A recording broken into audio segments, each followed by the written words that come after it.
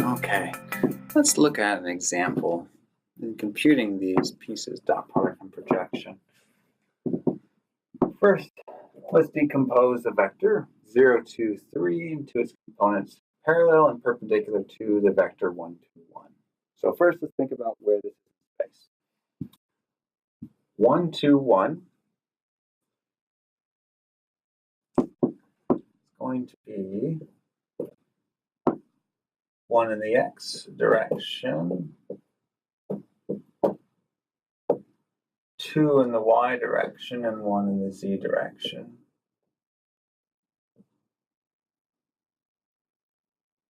Oops.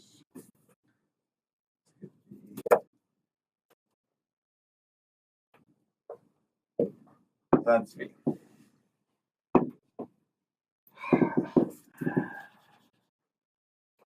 So again, okay.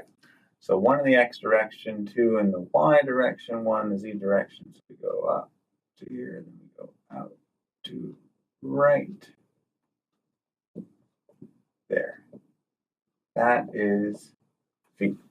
Now what about u? U has 0x component, 2 in the y component, so it's the same, and then 3 in the z component. So it comes up in the same place in y, but 1, 2, 3.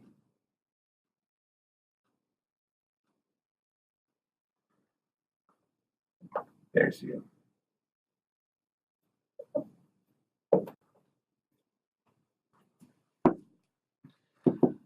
And so we can see this angle between those two 3D vectors. We want to find out how to break up u into its parallel and perpendicular components to v. First off, are these working together or not working together? We're going to have a positive dot product or negative dot product before you do any computation. From the visual, it does look like they're working together, right? So let's check.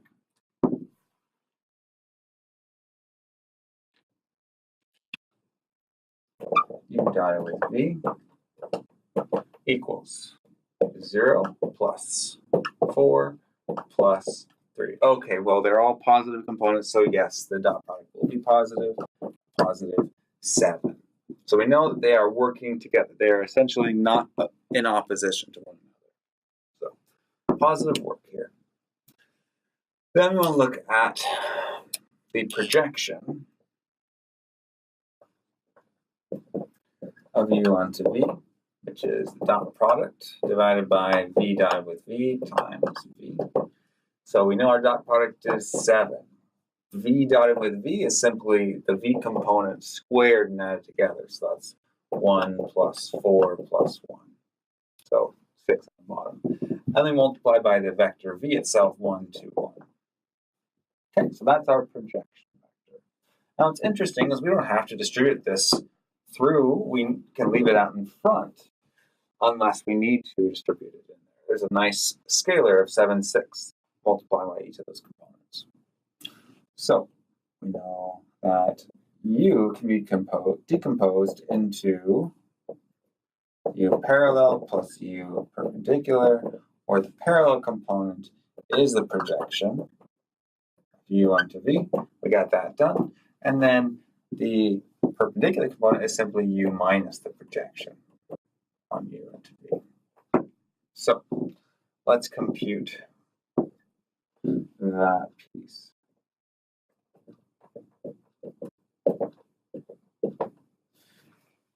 So our u 0, 2, 3 minus 7, 6 of 1, 2, 1. Now is a time where it feels like multiplying that 7, 6 in is a little bit more helpful. So let's do that right now. 7, 6 times 1, that gives us 7, 6. 7, 6 times 2 gives us 14, 6, or 7/3, and 7, 6 times 1 is 7, 6. just for clarity here. And we are subtracting. Okay, so our first value is 0 minus, that's a negative 7/6. And then in the second case, we have 2 minus 7/3. Well, that 2 is really 6/3, so we get a negative 1/3 out of that. And then 3 minus 7/6, well, that 3 is really just 18/6. So we subtract 7 and we get an 11/6. So there is our perpendicular component. Now, you notice that we have 2/6 and 1/3. We can rewrite that with a common 1/6 multiplier, giving us a negative 7. Here we need to multiply top and bottom by 2, so negative 2, and then 11. So that's what I feel most comfortable with. Simplify it down to a point where I have a common factor, zoomed out, a common denominator in this case, and then integer values, which do not share a common factor. So now I know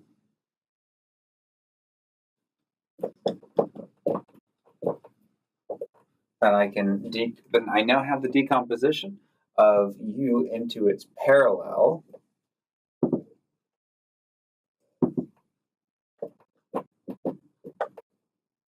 Seven, 6 times 1, 2, 1, and its perpendicular components.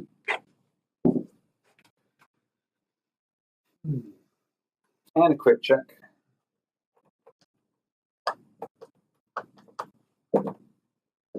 U parallel plus U perpendicular should equal U. So let's check.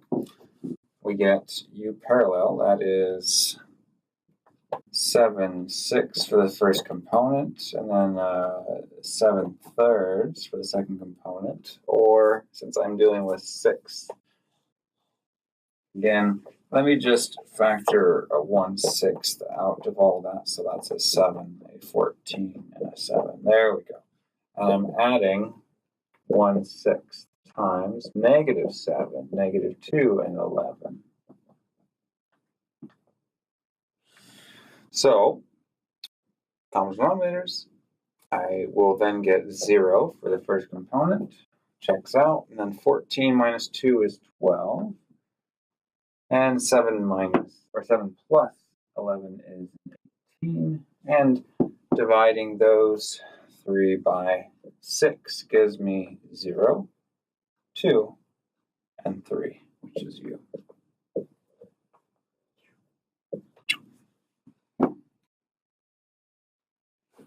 Okay, so that is an example of how to decompose a vector into its perpendicular and parallel components. But sometimes you want to actually do something with those.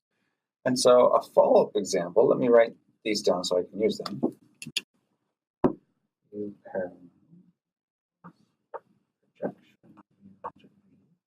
We got 1/6 times, 7/6 times 1, 2, 1, and U perpendicular, 1/6 times negative 7, negative 2, 11. Okay, so let me erase this and then see what other questions we can ask that are answered by these same computations.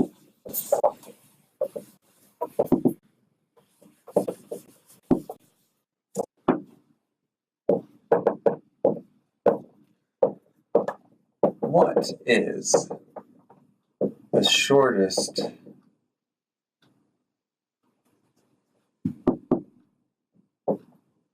path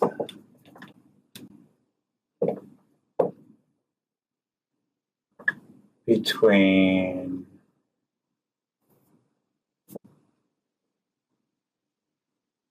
the point 0 to 3 and the line through the origin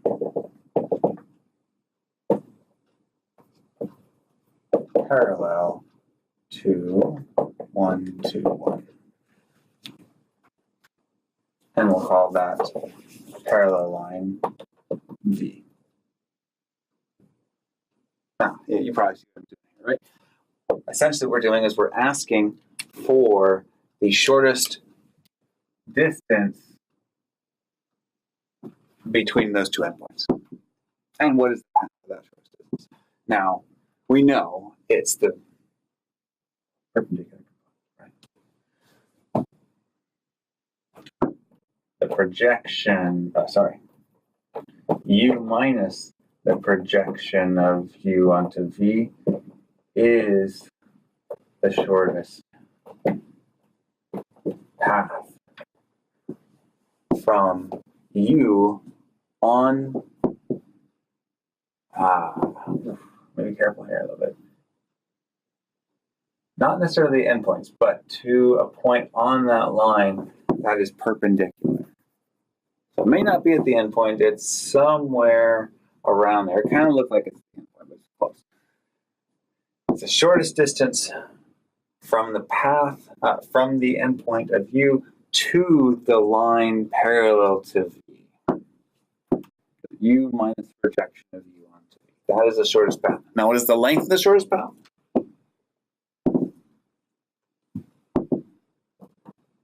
I could write that and find its length. Well, we did all the work already, basically.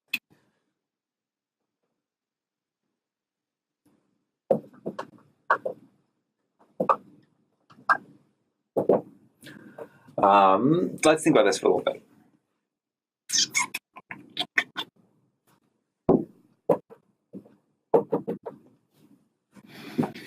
There's two options here. From our definitions of the projection, we know that U minus projection is the vector from the projection back up to U. And so if we're technically talking about a path from the point at this point right here, P, to the line, it should go the opposite direction, right? So it really should be minus the perpendicular, which is the projection of U onto V, minus U. That's really no problem at all. We just negate what we have. That's 1/6 times a 7 to -11. So there is a shortest path with length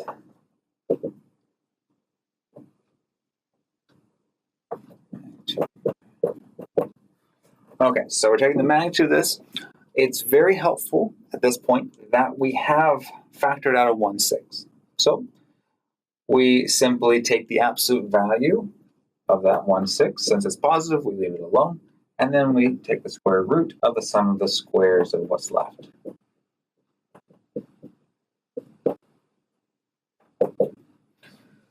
So on top, we have the square root of 49 plus 4 plus 11 squared 121, all divided by 6. Now I look at this and I don't see any common factors to pull out before I add them together, so I just add them.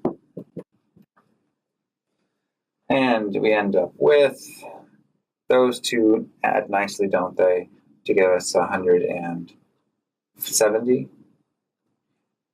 So it's 174 all divided by square root of 174 all divided by 6. That is the length of the shortest path. Now we could possibly reduce that down looking for factors that are squares. The easy pickings here is to find an even power to see if it can be divided by 4. So, for example, we broke that down. We could possibly reduce it down, but this is perfectly fine. Square root of 174 divided by 6. That is the length of the shortest path from the point P 0, 2, 3 to the line parallel to the vector 1, 2, 1 through the origin. Now, for you, that'll take computer engineering or computer science, you may be more familiar with shortest path being an entire case of problems in computer science and graph theory. And they're talking about something entirely different. The reason is that they measure things differently. Here, this is the shortest path, assuming that you can move along any point, any continuous point in space. There's no limitations to your network of the roads. You can drive here. It's all-terrain vehicles here. It's all flat. You can go anywhere you want, in a sense. So this is a very simplistic, if you will, view of shortest path algorithm. This is the standard definition using Euclidean distance. Once you have some waypoints or a more complicated network system of roadways that you need to take to get from point A to point B, or perhaps something in the way, then it changes a little bit and you have to adjust your path based upon various search algorithms. So I will point that out. Shortest path is a class of algorithms that deal with multiple problems that are more complicated than this, but this is the base case.